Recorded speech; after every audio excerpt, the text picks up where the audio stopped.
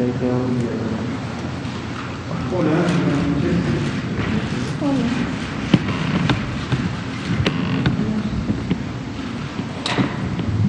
buenas noches. Tengan todas y todos ustedes aquí en el Salón Tesorería del Palacio Nacional de México, en la Ciudad de México, y también allá en sus casas o cualquier otro sitio donde nos ven. Son las 19:01 del martes 16 de febrero de 2021 y vamos a iniciar la conferencia de prensa diaria sobre COVID-19, la pandemia causada ya casi desde hace un año por el virus SARS-CoV-2. Hoy tendremos, como en ocasiones recientes, el informe técnico sobre la situación que guarda la epidemia en México y enseguida comentaremos sobre la vacunación. Apenas a pocos días de que iniciamos la fase 2 del Plan Nacional de Vacunación, hace 48 horas cuando llegó la vacuna de AstraZeneca. Y comentaremos también sobre los embarques hoy recibidos de la vacuna Pfizer y lo que vamos a hacer con ella en los próximos pocos días. Estimado doctor José Luis Salomía, director general de epidemiología, empiece por favor con el informe técnico. Con mucho gusto, señor subsecretario. Muy buenas noches a todas y todos los presentes. Muy buenas noches también a todas las personas que nos sintonizan a través de los diferentes medios con los que se visualiza noche tras noche esta conferencia. Iniciamos con nuestra diapositiva ya acostumbrada, obviamente actualizada con los datos del corte del día de hoy, en donde vemos principalmente representada el comportamiento de la epidemia en México desde su inicio a fines del mes de febrero del año 2020. Para efectos del comportamiento de las últimas semanas, específicamente las del 2021, ya veíamos que continuamos con esta tendencia descendente que hemos tenido ya por 4 semanas consecutivas. La primera, aunque muy ligera, prácticamente queriendo hacer más bien una tendencia de meseta, pero sí con una disminución entre la 1 y la 2, y ya las ocurridas de la 2 a la 5 con, como ustedes pueden ver, una velocidad de descenso pues bastante importante. De hecho, si medimos el descenso total desde que inició en la semana 2 hasta el que tenemos en la semana 5, ha significado un descenso para ese último ACME, ese último pico, de un 53%, o sea, más de la mitad ya del descenso. Para efectos de las 2 últimas semanas, es decir, la medición entre la 4 y la 5 que están graficadas, el descenso es de un menos 24%. Y bueno, hoy día estamos en martes, todavía quedan días en que este número podrá moverse, pero la tendencia vemos que es importante hacia la baja de los casos. Otro indicador que se ha mantenido también en un nivel bajo y el más bajo de los que hemos visto desde que veíamos el comportamiento de la pandemia el año pasado, es el de los casos activos estimados. Continúa en un 3%, es decir, solamente el 3% de las personas que se han confirmado a COVID-19 han desarrollado síntomas en los últimos 14 días. Todas las demás personas que están graficadas en la curva pues pertenecen precisamente a la carga acumulada histórica de la enfermedad. De hecho, podemos identificar que 1.563.992 son personas ya recuperadas de la enfermedad, es decir, vencieron el COVID, sanaron de la enfermedad y bueno, pues ahora ya se encuentran libres de ellas. Lamentablemente, en este histórico y también en el acumulado tenemos las personas que fallecieron a consecuencias de las complicaciones que también sabemos la enfermedad produce y que para el día de hoy tienen o son 175.986 las que tuvieron este lamentable desenlace en relación a la enfermedad.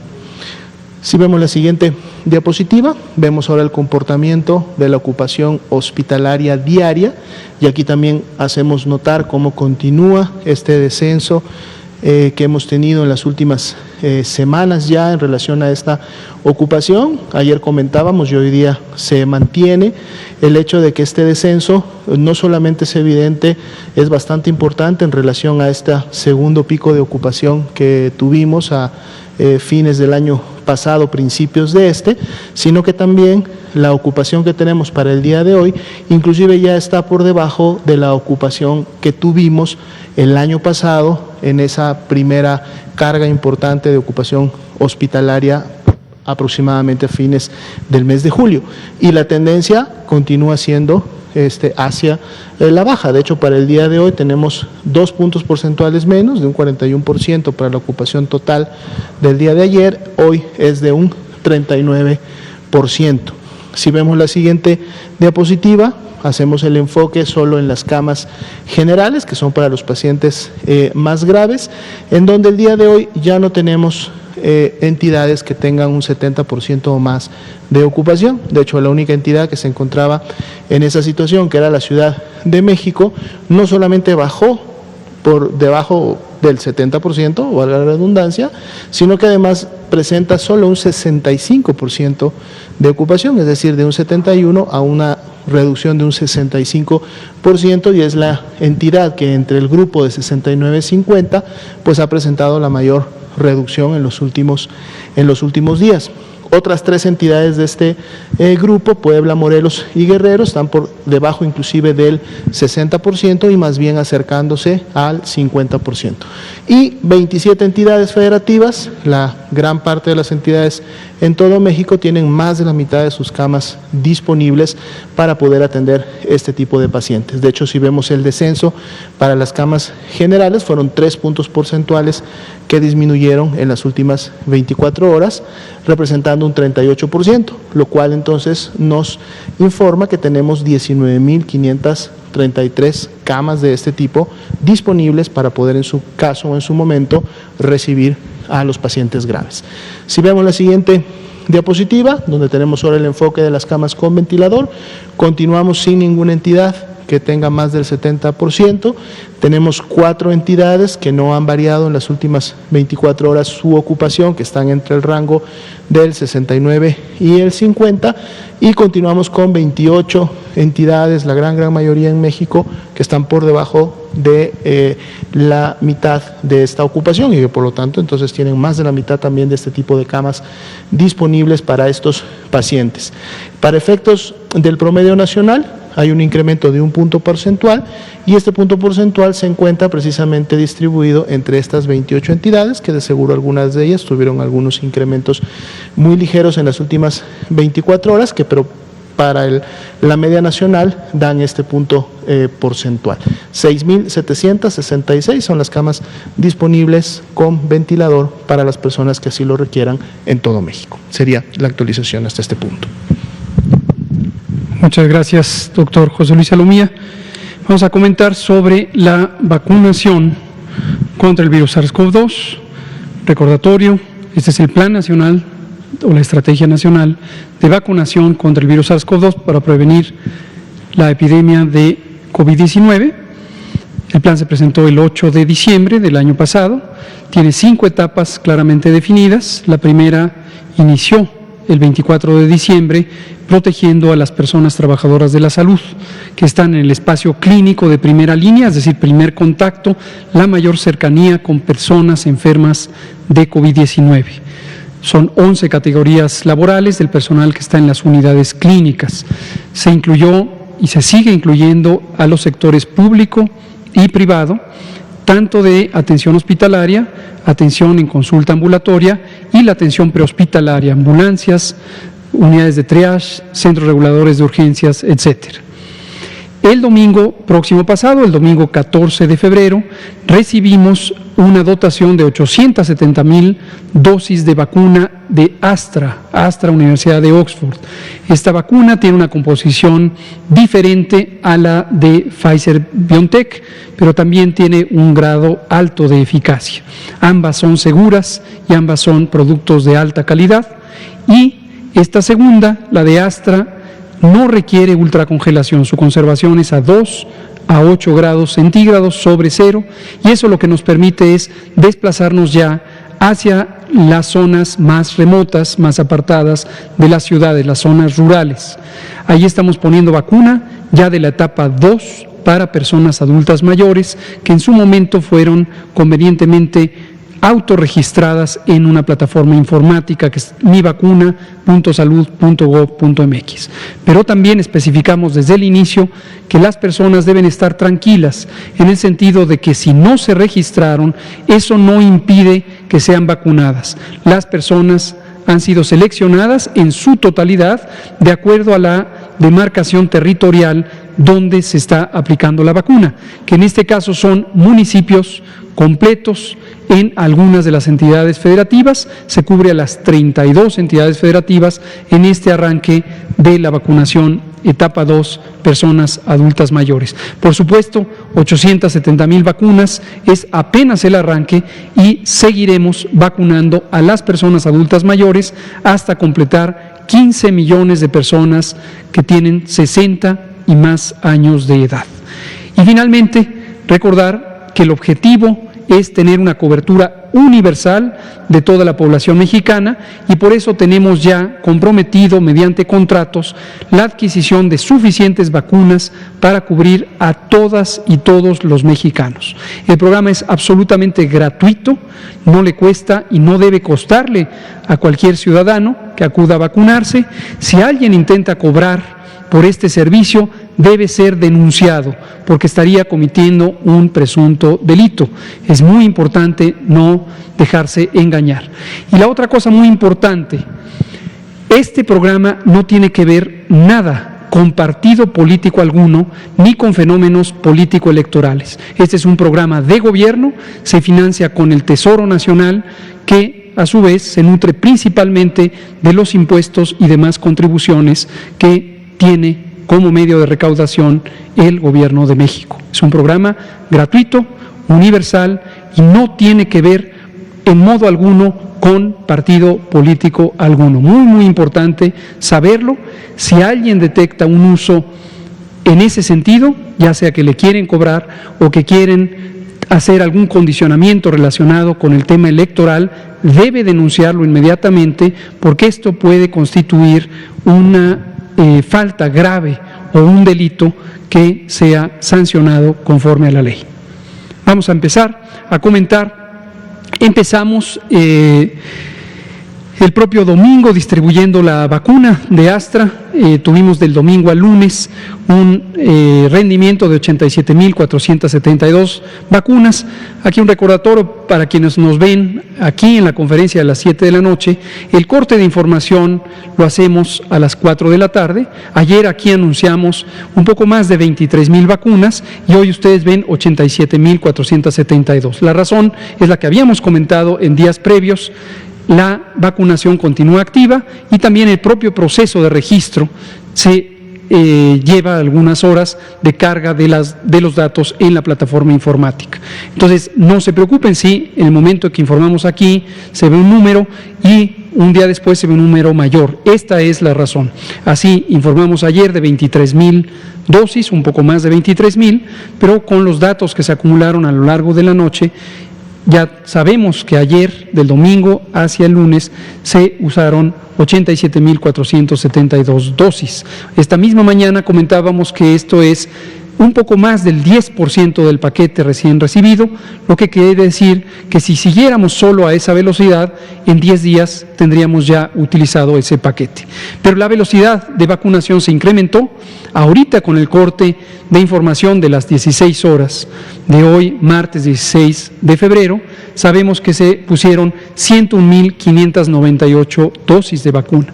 Y muy probablemente mañana nos daremos cuenta que son muchas más las que se pusieron a lo largo de este martes 16 de febrero. La siguiente, por favor. Cuando se ve en forma acumulativa, se ve también cómo va cambiando la velocidad. Recordar que esta fue la fase de calibración, luego tuvimos una fase de expansión, luego tuvimos un uso más lento de la vacuna, principalmente porque se trataba de aplicar la segunda dosis y la segunda dosis depende de la velocidad a la que se puso la primera dosis. Por eso, en cierta manera, esta línea es espejo de esta línea donde se puso principalmente primera dosis aquí y segunda dosis aquí.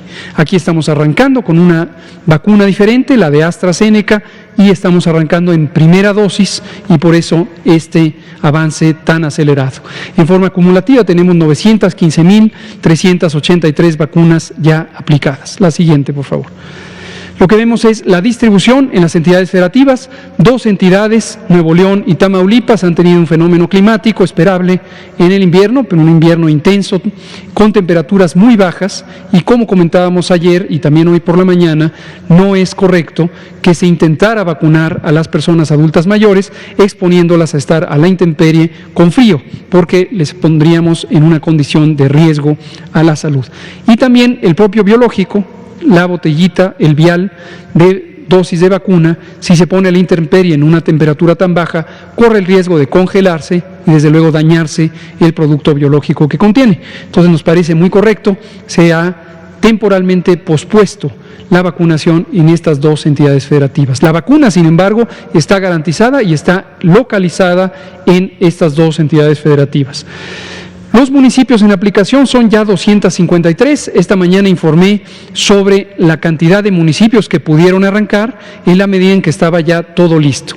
Conforme hemos ido perfeccionando la logística de la aplicación en tan solo 24 horas, después de que ayer tuvimos algunos elementos que corregir en términos de coordinación, hoy tenemos 253 de los 333 municipios seleccionados para el arranque de la vacunación en etapa 2, personas adultas mayores.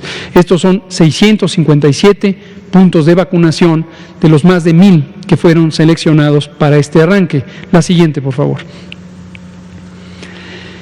22% es el avance general respecto al embarque recibido. Lo que estoy diciendo es 10%, un poco más de 10% por día. Por lo tanto, si fuéramos a esta misma velocidad, en menos de 10 días se acabó este paquete porque ya fue administrado. Podemos ver la distribución por entidad federativa. Este es el porcentaje de aprovechamiento. Se pone en porcentaje para poder hacer una comparación equilibrada entre entidades federativas, dado que a cada entidad federativa, recordar que le tocó una dosis, una cantidad de vacunas proporcional a su población de personas adultas mayores, de acuerdo con la información del Censo de Población y Vivienda. La siguiente, por favor. Aquí vemos cómo se distribuye entre los 3 grupos de aplicación. Personal de salud de primera línea, 14% tienen ya esquemas completos, son estas 86,198 personas profesionales de la salud, y en primera dosis 622,658. Estas personas serán vacunadas con el embarque que acaba de llegar hoy. Hoy llegó un embarque de 491,400 dosis, principalmente en la Ciudad de México, en el Aeropuerto Internacional. Como explicamos esta mañana, llegó con un retraso debido a las condiciones climáticas en el aeropuerto de Cincinnati. Se retrasó su salida, pero finalmente llegó. El embarque fue entregado aproximadamente a las 3 de la tarde en el repositorio primario que está en el Instituto Nacional de Cancerología, como hemos comentado. Aprovechamos para agradecer al doctor Abelardo Meneses, director general de ese instituto, todo el apoyo que nos está brindando para albergar las vacunas en condiciones perfectamente seguras y bien controladas. También 17,457 personas trabajadoras de la educación pública y privada en Campeche, estado que lleva 4 meses y una semana de una actividad epidémica mínima, fueron vacunadas. Se espera que este número aumente en la medida en que llegue más vacuna y se irán utilizando distintas formulaciones de vacuna para los distintos objetivos. Por supuesto, también y en todos los casos está garantizada la segunda dosis. Finalmente, el informe de esta semana es precisamente sobre esto. Etapa 1, personas adultas mayores, etapa 2, personas adultas mayores, 189,070 primeras dosis, dentro de 21 a 28 días, segundas dosis. La siguiente. Finalmente, los eventos asociados o eventos supuestamente atribuibles a vacunación e inmunización, conocidos como ESAVI, 6,720. Recordar, para que nadie caiga en este error, que este número irá aumentando. El error consistiría en un día alarmarse y poner seguramente con otra capacidad informativa diferente a conducir información técnicamente sustentada, decir ya son 10,000, ya cifra récord de ESAVIs. Entre más vacunas se ponga, más eventos supuestamente atribuibles a vacunación e inmunización existirán. Recordar para la población en general cuáles son estos eventos. Son reacciones del cuerpo que se espera, se conoce, que se producen con esta y prácticamente cualquier otra vacuna. Dolor en el sitio de inyección, sensación de mareo, náusea, a veces vómito, puede haber personas que se desmayen, algunas de ellas, fiebre, puede presentarse fiebre en los primeros 3 días. Generalmente es un número muy pequeño, es menos de 1% de las personas que reciben la vacuna y excepto en un pequeño número de 33 personas que tuvieron que ser hospitalizadas por eventos supuestamente atribuibles a vacunación, que fueron de consideración, todo el resto, que es más del 99%, fueron este tipo de eventos leves y se han recuperado. ¿Por qué vigilamos entonces estos eventos leves si sabemos que se presentan? Porque la vigilancia de estos eventos nos permite tener un alto grado de sensibilidad, de capacidad de detección de aquellos eventos que pudieran ser de consideración y que es importante documentar y analizar, no solo en México, sino en todo el mundo, para seguir identificando el perfil de seguridad de las vacunas. Perfil de seguridad que fue ya demostrado con los ensayos clínicos fase 1, 2 y 3 y que ahora en el uso en condiciones reales también es sujeto de investigación, de verificación, de análisis. Una estadística básica, esta presentación, como todas, ya saben que es de dominio público y quien tenga curiosidad de ver algunos detalles adicionales, por supuesto, están disponibles. La última me parece que es la plataforma de registro, no, son algunas imágenes de lo que está ocurriendo en tiempo real. Ahí se ven las personas que han estado hoy, 16 de febrero, acudiendo a los domicilios. Vamos a pasarlas y nos preparamos para las preguntas.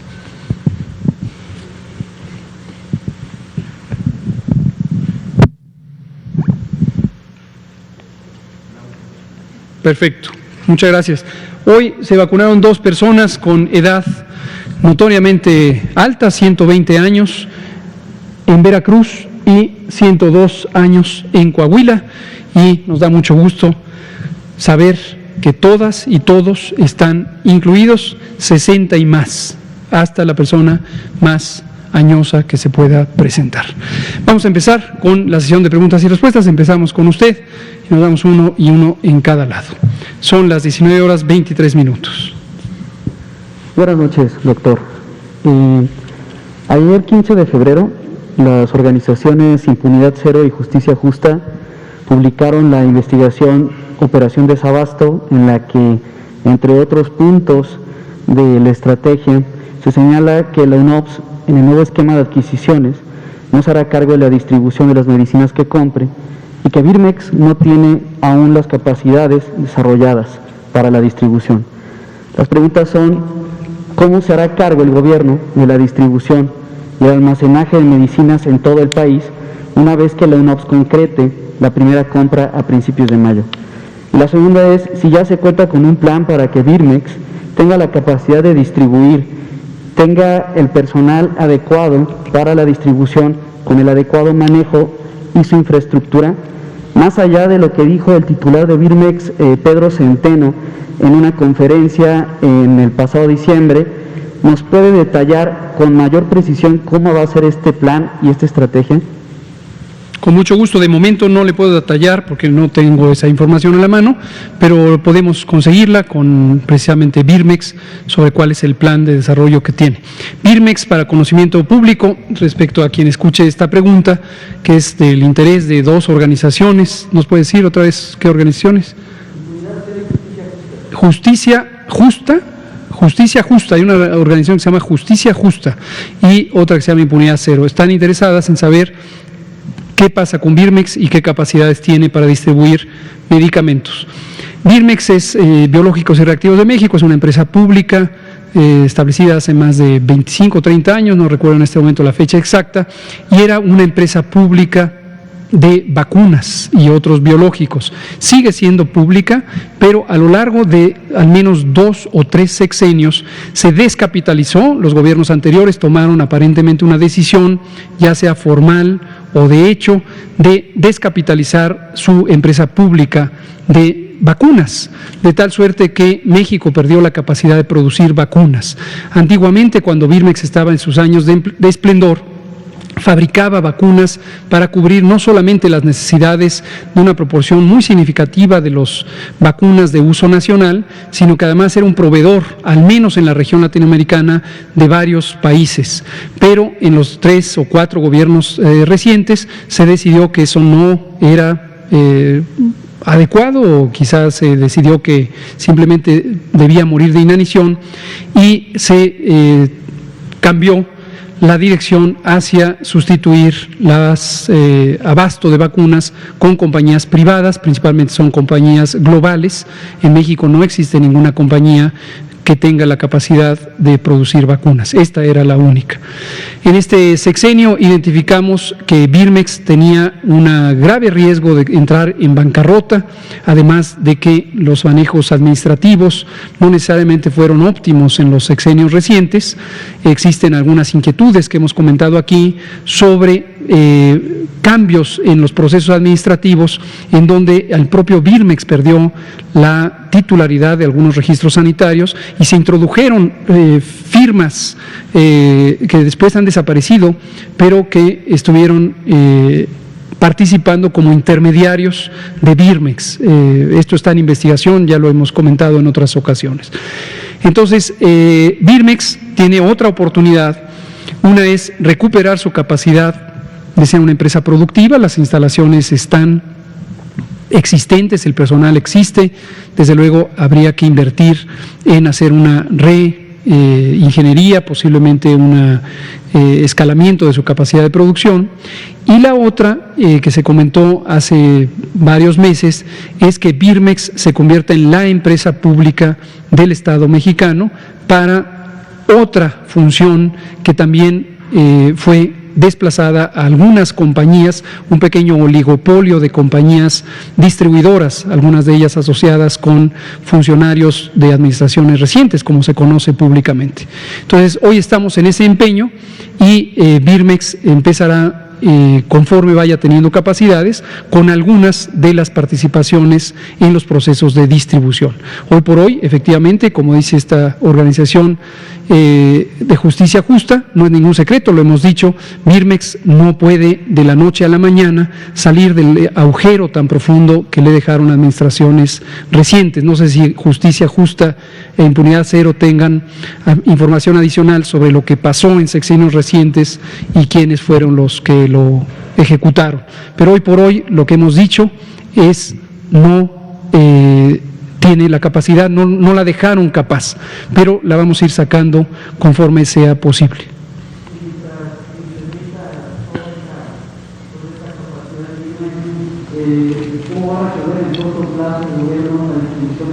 Se lo consigo, con mucho gusto. Como le digo, esta es una temática de interés y la iremos anunciando conforme se va precisando. Muchas gracias. Vámonos por acá. Liliana Noble, Pulso Saludable. Regresamos aquí con Blanca Valadez. Gracias, buenas noches. Liliana Noble, de Pulso Saludable. Doctor Gatell, hay un poco de inquietud. Me llegaron varias comunicaciones de la gente que hace favor de seguirnos y me preguntan sobre... hay una noticia en medios nacionales que habla de la muerte tanto de un médico como de una enfermera de la clínica del ISSSTE en Morelia, supuestamente atribuible a la vacuna, porque esto ocurrió a la de Pfizer, después, posterior a que los vacunaron.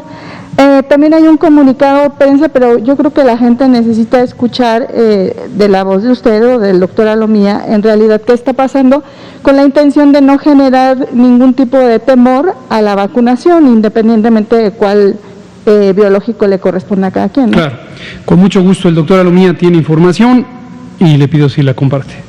Claro, con mucho gusto. Como ya lo habíamos, de hecho, comentado en conferencias previas, y esto como para poner también en contexto este tipo de situaciones que pueden ocurrir, Recordemos, obviamente, que una persona puede contagiarse y por lo tanto enfermar de COVID-19 pues en cualquier momento, ¿no? Ante una exposición con otra persona que tenga la enfermedad y que por lo tanto le contagie el virus, puede quedar infectada y en un lapso de hasta 14 días, normalmente 5 o 6 días posteriores a ese contagio, desarrollar la enfermedad como tal, o inclusive ser un caso asintomático, simple y llanamente transitar como una persona portadora. Obviamente, cuando se lleva a cabo la vacunación y la persona se presenta a recibir su vacuna, si la persona se encuentra asintomática, entonces no hay ningún elemento que en ese momento haga sospechar que la persona pudiera estar infectada, menos aún que tuviera la enfermedad. Entonces esto pudiera en su momento obviamente producir que una persona que recibe la vacuna, por ejemplo el día de hoy, en los próximos 14 días pudiera todavía desarrollar la enfermedad. Uno, porque ya estaba contagiada y hay un periodo de incubación que pudiera cumplir, y dos, porque el hecho de recibir la vacuna el día de hoy, recordemos que esta no empieza todavía a generar la inmunidad reportada, al menos también hasta dentro de 2 semanas, idealmente 3, y sobre todo si se requiere una segunda dosis para lograr toda la efectividad, pues bueno, entonces hasta que no se reciba la segunda dosis. En el caso específico que menciona de este médico, él recibió la vacuna el día 13 de enero y él inició con síntomas el 14 de enero. Síntomas de COVID-19, el cual fue posteriormente confirmado con una prueba de laboratorio. Obviamente sabemos que lamentablemente, como muchas otras personas, las complicaciones de esta enfermedad pueden producir la muerte, pero para nada esto es atribuible a la vacuna, y con esto destacamos un segundo elemento que es importante y que también se ha comentado en la conferencia y que es importante recordárselo a la población. La vacuna no puede producir la enfermedad para la cual se coloca, más bien se coloca para prevenir la ocurrencia de la enfermedad. Por lo tanto, no se puede considerar como un evento atribuible o supuestamente atribuible a la vacuna contra el virus SARS-CoV-2 el hecho de que ocurra la enfermedad, o en este caso la COVID-19. Prácticamente el evento excluye la posibilidad de esa reacción para efectos de la vacuna específica, sobre todo cuando se confirma y se conoce y se tiene la información de que efectivamente esta persona ya estaba contagiada del virus el día que recibió su vacuna. Y se ha visto esta situación en otras personas, en otras entidades. Se hace siempre la investigación epidemiológica y en todos los casos las personas o ya estaban contagiadas o en su momento pudieron haberse contagiado todavía durante esas siguientes 2 semanas en donde la vacuna no desarrollaba ningún tipo de inmunidad, y ese es el caso que en su momento se ha estado comentando en los medios. Gracias. Y doctor Gatell, en la mañana el presidente hablaba, describía que este paquete es para terminar las segundas dosis de lo que acaba de llegar de Pfizer. El de Pfizer que llegó. La siguiente semana dijo que es para continuar con los médicos. ¿Cuáles son los médicos que continuarían? Serían, también me preguntan que si los de Anafarmex, que ya se dieron de alta, estos ya estarían considerados en este segundo paquete para su aplicación de la dosis.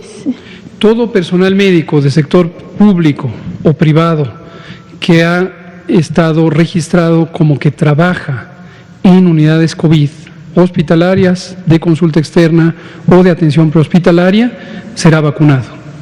Entonces, efectivamente, con el siguiente paquete, que llegó hoy, 491.400 dosis, el que llegará la próxima semana, en martes también, el martes 23, que son 500.511 dosis, y en su mayoría será utilizado para segundas dosis y una parte de primeras dosis que está ayudando a ampliar para alcanzar prácticamente el 1.000.000 de personal de salud, de personas en el personal de salud que serán vacunadas. Personal de salud de primera línea. Muy bien. Y finalmente, estoy un poco confundida y lo pregunto con todo el interés de explicarle a la gente. Cuando se registraron en mivacuna.org, arrojó un folio. Este folio bueno, ahí también nos explicaron ustedes que no importaba si tu credencial de elector decía tu localidad, no sé, en Ciudad de México, y tú te encontrabas físicamente por X circunstancia fuera de tu localidad, podías vacunarte o podías poner la dirección de la localidad en la que estás y no necesariamente tienes que regresar, por ejemplo, a Ciudad de México a vacunarte. Ahora con este esquema en Ciudad de México, porque entiendo que está muy basado en lo que dice la credencial de elector o el INE, ¿cómo va a funcionar? Gracias. Esta es una operación en la que la confianza en el público, la confianza en el pueblo es indispensable. Y por lo tanto, las personas apelamos a que actuarán con honorabilidad, con un sentido de solidaridad.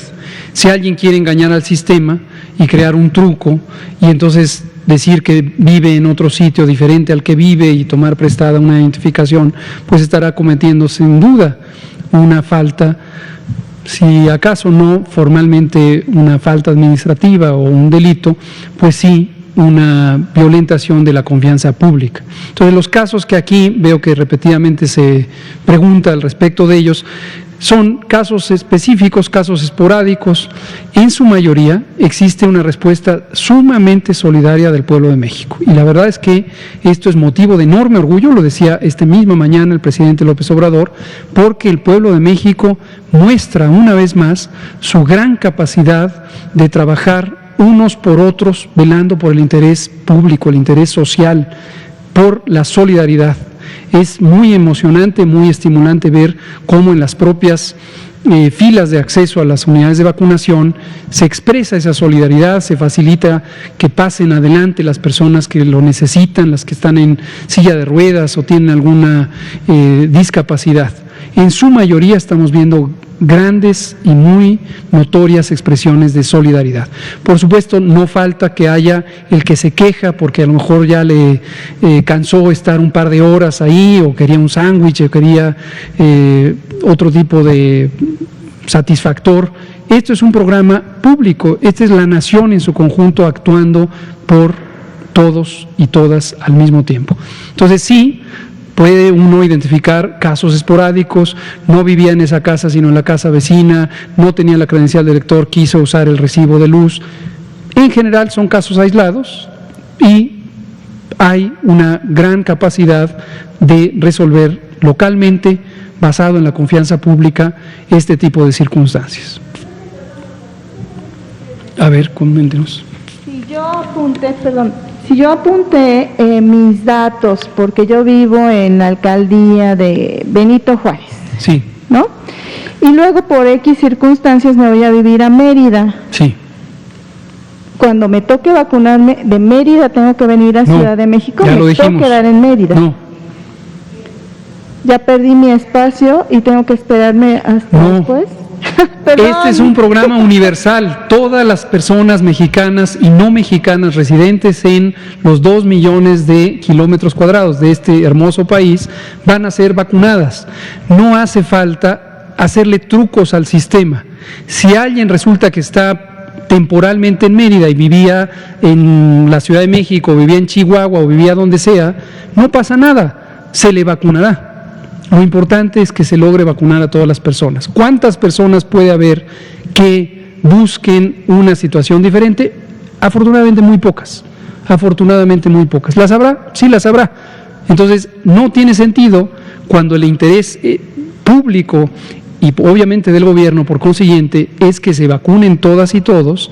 No tiene caso estar creando candados para ver si realmente vivía ahí o mejor que se regrese. No. Tenemos una visión diferente de las cosas y esa visión incluye la inclusión social. Entonces, por supuesto, pueden salir 1000 preguntas de un caso específico que no quiso ir a donde estaba o no podía. No pasa nada, acérquense al punto de vacunación y serán bienvenidas a este programa público, gratuito, del Gobierno de México, ajeno a cualquier actividad político-electoral. Muchas gracias. Juan Carlos Machorro, AM Noticias Querétaro. Era Blanca Valadez. Bueno, después de... no, ya, adelante. Me apuro. Son las 19:39. Doctor, muy buenas tardes. Usted nos comentaba que iban a hacer un ejercicio de autocrítica respecto a lo que se debería de fortalecer dentro de la estrategia. Se lo comento porque se publicó en la CDC, en los Centros de Diagnósticos de Estados Unidos, la importancia de utilizar, por ejemplo, doble cubrebocas, uno de tela y uno que sea ya de uso quirúrgico, debido a que es la única forma real de protegernos contra el COVID. Y también en el foro que hubo de Harvard hubo unas críticas muy severas hacia México respecto a la mortalidad. Creo que usted participó también, estuvo Zoe Robledo, y él informaba respecto a la inversión que se ha hecho en México, que superan los 1.700 millones de dólares. De manera específica, preguntarle si se están haciendo estas reflexiones, si se va a recomendar el uso de cubrebocas, pero ahora doble, y si nos puede especificar el gasto que hasta el momento se ha hecho en este momento, que supongo supera los 1.700 millones de dólares para hacer frente a la pandemia. Y ya nada más le haría una última pregunta. Con mucho gusto. Sobre el gasto podemos traer, periódicamente lo hemos hecho, cortes de caja, cortes de cuánto se ha invertido.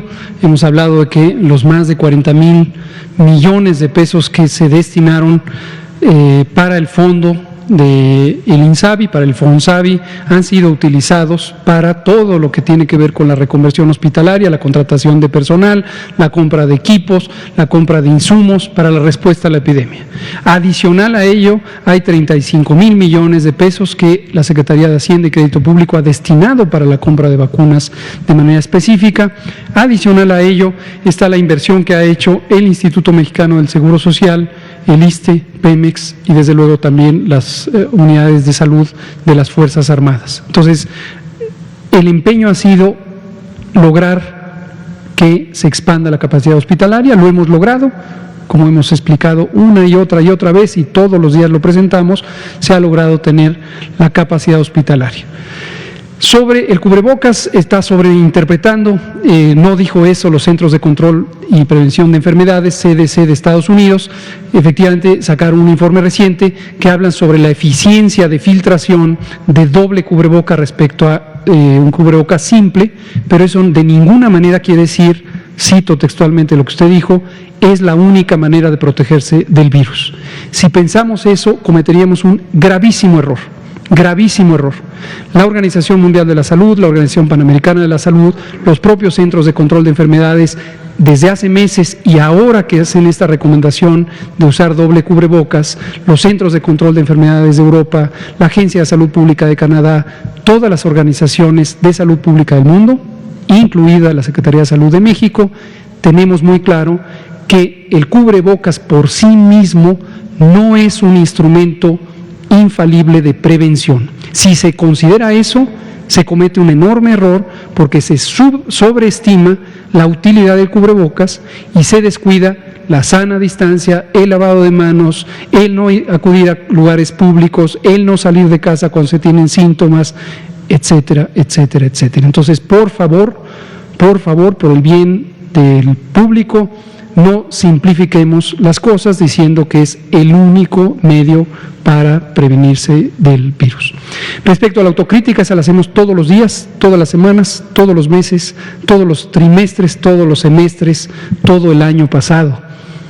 No conozco el foro de Harvard al que usted se refiere, pero hemos tenido varias mesas de reflexión internas, externas, con grupos asesores, con instituciones académicas, la que nos ha resultado más clara, más útil, más profesional, más desinteresada, más honesta, es la que organizó el Instituto Nacional de Salud Pública en noviembre de 2020, cuyos resultados fueron presentados públicamente el pasado 27 de enero. Este es un foro de reflexión de carácter técnico, desvinculado de cualquier interés político o electoral, como ha habido varios otros que presentan libros y presentan fórmulas mágicas. Este no, este sí es de personas expertas y presentaron estas recomendaciones que nos han permitido tener una constatación de lo que se ha hecho en otras partes del mundo, de lo que hemos hecho nosotros, de qué cosas se podrían hacer con un enfoque complementario, diferente o de primera vez en caso de que hubiera sido la situación de que no hayamos considerado algo. Estamos trabajando precisamente con este grupo de personas expertas, es no solamente personal o personas profesionales del Instituto Nacional de Salud Pública quien convocó, sino de 13 organizaciones académicas, técnicas, hemos destacado la Universidad Nacional Autónoma de México y participó el propio rector Enrique Graue, el Colegio de México y participó la propia presidenta Silvia Giorgiuli, la CEPAL, la Comisión Económica para América Latina, el Banco Mundial, 6 institutos nacionales de salud, en fin, es un foro muy respetable. Y hemos convenido que vamos a estar presentando, en cuanto lo tengamos listo, aquí en este mismo espacio, por paquetes temáticos, cuáles son las recomendaciones que se hicieron, cómo el gobierno mexicano, algunas ya las venía haciendo, otras no, otras serán diferentes, y cuáles son, desde nuestro punto de vista, posibles, factibles de hacer en el corto, mediano y largo plazo. Varias de las recomendaciones, y esto es muy interesante, fueron críticas al deteriorado sistema de salud de México. Es decir, no son observaciones sobre la respuesta de este gobierno a esta pandemia, son precisamente problemas crónicos de este país, la desigualdad social y económica, por ejemplo, como base de el impacto que está teniendo esta epidemia. Las monumentales epidemias de enfermedades crónicas de las que hablamos extensamente, la carencia de los servicios de salud y cómo se desmanteló el sistema de salud mexicano por fraudes, obras abandonadas, falta de contratación, falta de desarrollo de los servicios humanos, etcétera. Pero lo vamos a ir presentando. Y ya nada más por último, siguiendo la pregunta de mi compañera, ¿cuántas personas han detectado que al aplicarse la vacuna se han contagiado de COVID? Digo, no necesariamente todos tienen que caer en una situación grave, pero ¿cuántos han detectado? Vi también en la tabla que había un ESAVI de Astra, con la vacuna de Astra, saber de qué se trató, si nada más fue una leve, un ESAVI leve. Ah, ok, una reacción leve.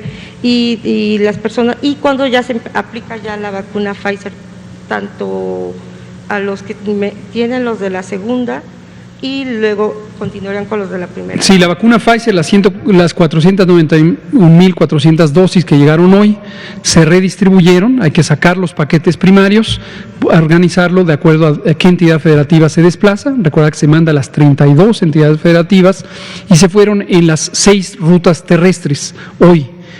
El embarque llegó tarde, recordarlo, porque había unas condiciones climáticas adversas en Cincinnati y esto limitó la posibilidad de que se fuera a las rutas aéreas. De modo que mañana se irá en las diversas rutas aéreas que explicó el general secretario Luis Crescencio Sandoval esta mañana y a partir de su llegada se empezará a trabajar. Si es aún temprano, será mañana mismo, miércoles. Si ya no es tan temprano por la distancia, entonces se empezará el jueves. ¿Y cuántas personas hemos tenido que han tenido COVID porque estaban en periodo de incubación al momento de ser vacunadas? Casos confirmados hasta el momento identificados solamente 5 personas, obviamente en la medida que se va a ir incrementando la vacunación.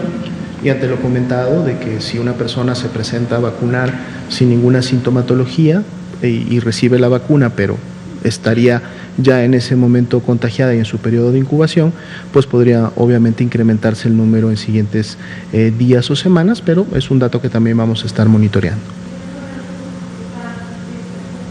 Es correcto. O sea, sería una persona que murió y 4 están en el... Es correcto. Gracias. De este lado, Daniela Pastrana, a pie de página, Juan Carlos Machorro, de Noticias, secretario. Gracias, doctor. Buenas noches. Tengo unas preguntas. Una, nos preguntan si tienen idea de cuándo van a comenzar en Nuevo León, en el sur de Nuevo León, la vacunación que no se ha podido hacer por las condiciones climáticas, si tienen ya alguna previsión de cuándo van a poder empezar. Y luego, en la mañana, hablaron un poco de cómo van a estar los esquemas siguientes, o las llegadas de siguientes embarques, pero no hablaron nada de la vacuna Sputnik. Quería saber si tienen alguna fecha prevista. Y una más que no tiene que ver con vacunación, pero que la tenemos pendiente desde la semana pasada. Hubo una actualización de información sobre el tocilizumab, ¿no? Quería saber si ustedes tienen ya alguna información. Se difundió la semana pasada un estudio que era preliminar, que hablaba bueno, un poco más esperanzador, ¿no? Entonces, eso. Con mucho gusto. ¿Cuándo vamos a empezar en Nuevo León? Cuando el clima lo permita. Las predicciones climáticas, como todos sabemos, tienen un importante margen de error. En cuanto se verifique que hay mejor clima, se reactivará.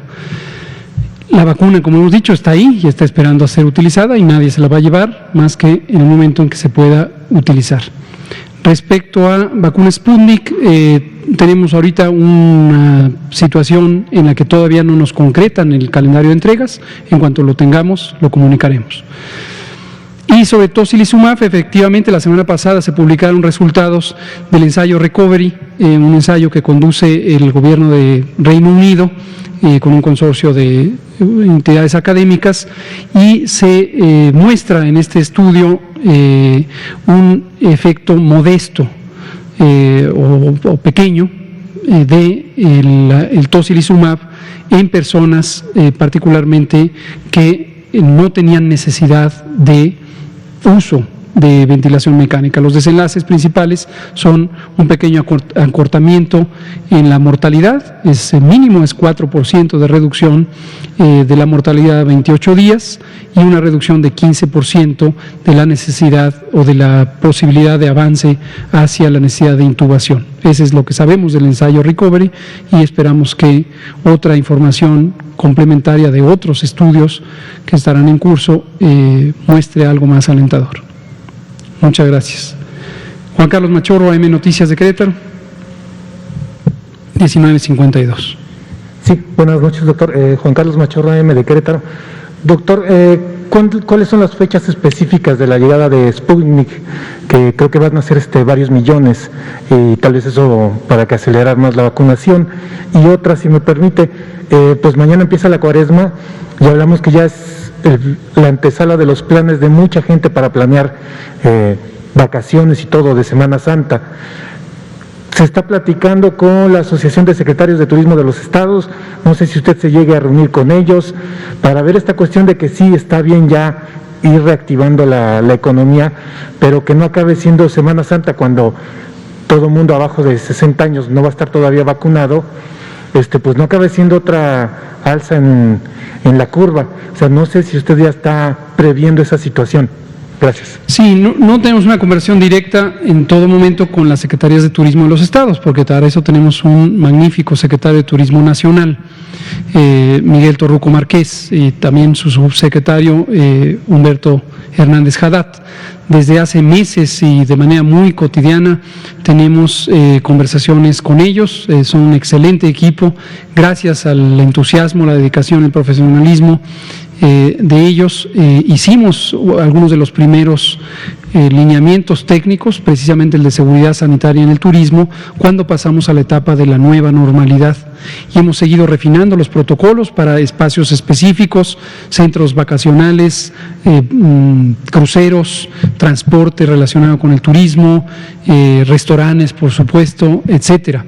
Estos lineamientos siguen vigentes y no creo que vayan a perder vigencia hasta que termine la epidemia, y de hecho, como recomendaciones generales, seguirán siendo vigentes.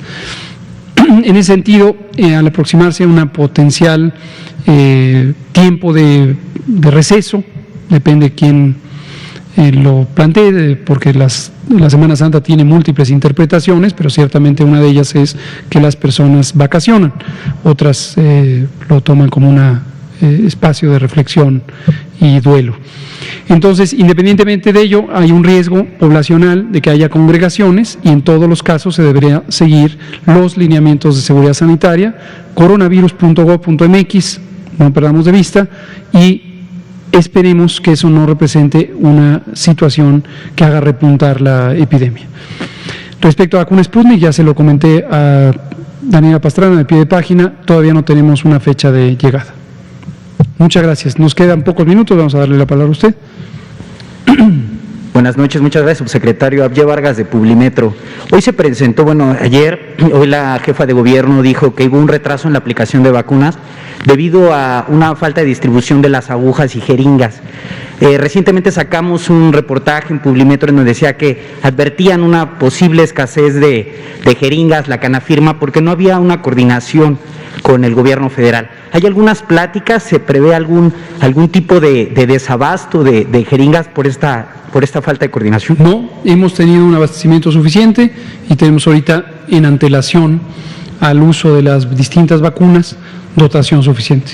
¿Cuánta dotación se prepara para esta aplicación de vacunas? Todas las necesarias, todas las que haya, es una jeringa por persona, evidentemente son desechables, entonces cada persona que se vacune con cada dosis es una jeringa y una aguja. Ok, para terminar un poquito retomando la pregunta de la compañera de la autocrítica, se va a cumplir un año ya del primer caso de coronavirus en México. 28 de ¿Algo en qué mejorar en esta gestión que ha estado usted al frente de la pandemia?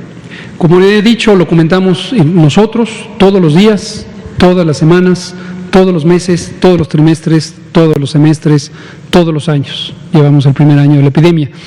Entonces, esta expectativa que frecuentemente surge en las entrevistas, sobre todo las entrevistas más largas, de qué se debería haber hecho diferente, en realidad cada cosa que se va conociendo en el mundo o en el propio México sobre el curso de la epidemia nos da lecciones muy útiles, nos da lecciones aprendidas. Algunas son de tan profunda historia como la desigualdad social, la injusta distribución de la riqueza, la carencia de servicios, el déficit de más de 250,000 personas trabajadoras de la salud, los hospitales abandonados que quedaron del sexenio pasado, la descapitalización que tuvo el sistema de salud, la falta de inversión sostenida durante más de 40 o 50 años, la profunda, extensa y monstruosa epidemia de enfermedades no transmisibles asociadas a productos industrializados, mal llamados alimentos, que ha causado la más grande epidemia de obesidad, sobrepeso, diabetes y también de los primeros lugares de hipertensión. Todas estas son lecciones que deberíamos tener muy claras, no solo para esta epidemia, no solo para el primer año, sino para el futuro de México.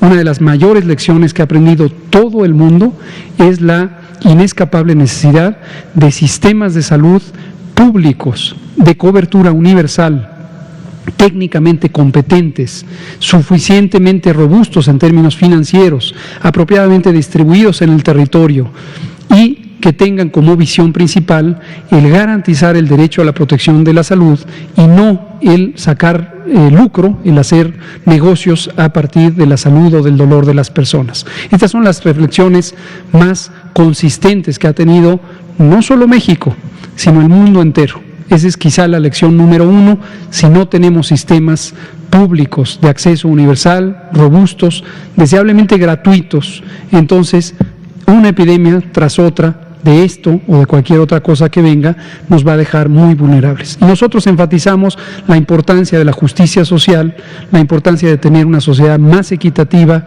con acceso pleno a distintos servicios, no solo gubernamentales, sino servicios sociales que ayuden a garantizar los derechos. Esas son de las lecciones más relevantes que vemos.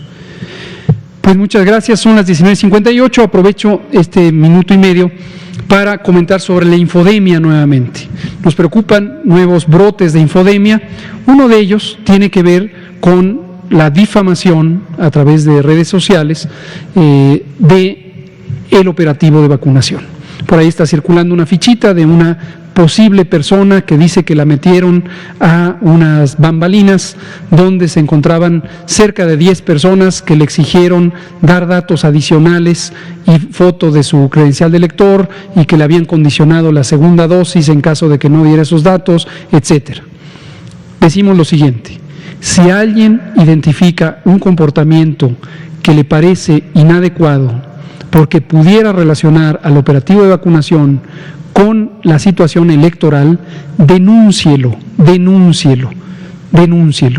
Si ustedes como comunicadoras y comunicadores, se lo decíamos a un colega aquí anoche, encuentran esa situación, denúncienla.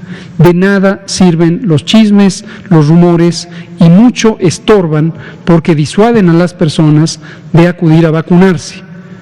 No tenemos ninguna preocupación respecto a este operativo de vacunación, no tiene ningún interés electoral, no tiene relación alguna con partidos políticos, ninguno. Es un programa público y solo tiene como propósito proteger a la población. Si alguien encuentra una conducta así, denúnciela, porque sin duda es un presunto acto de fraude. Muchas gracias. Aquí terminamos, son las 20 horas. Nos vemos mañana.